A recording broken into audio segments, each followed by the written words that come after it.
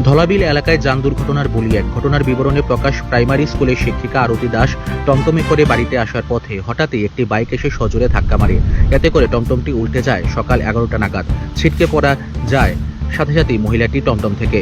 পরবর্তীতে ওই মহিলাকে সেখান থেকে রক্তাক্ত অবস্থায় দমকল বিভাগের কর্মীরা খোয়াই জেলা হাসপাতালে নিয়ে আসলেও শেষ রক্ষা হয়নি। কর্তব্যরত চিকিৎসক ওনাকে মৃত বলে ঘোষণা করে। গোটা ঘটনায় মুহূর্তের মধ্যে চাঞ্চল্যের সৃষ্টি হয় হাসপাতাল চত্বরে। সূত্রের খবর, নিহত মহিলার বাড়ি খোয়াই মহাদেবটিলা এলাকায়।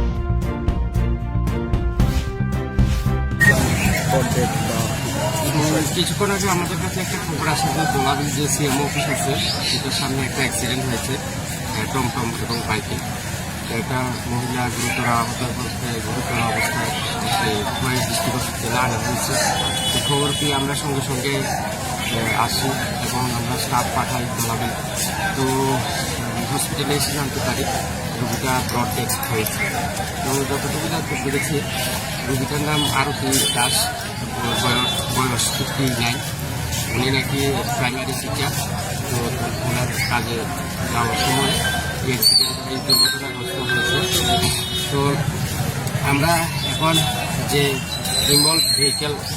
ইনভলভ বাইক বা টমটম আমরা এগুলি শনাক্তকরণের চেষ্টা করছি এবং ড্রাইভার যে চালক যারা ছিল তাদেরকে আমরা চেষ্টা করছি। বাইকটা কি আটক করা সম্ভব হয়েছে? এখনো ইয়ে চলছে, আমরা চেষ্টা করছি। টমটম ড্রাইভার কি আহত হয়েছে?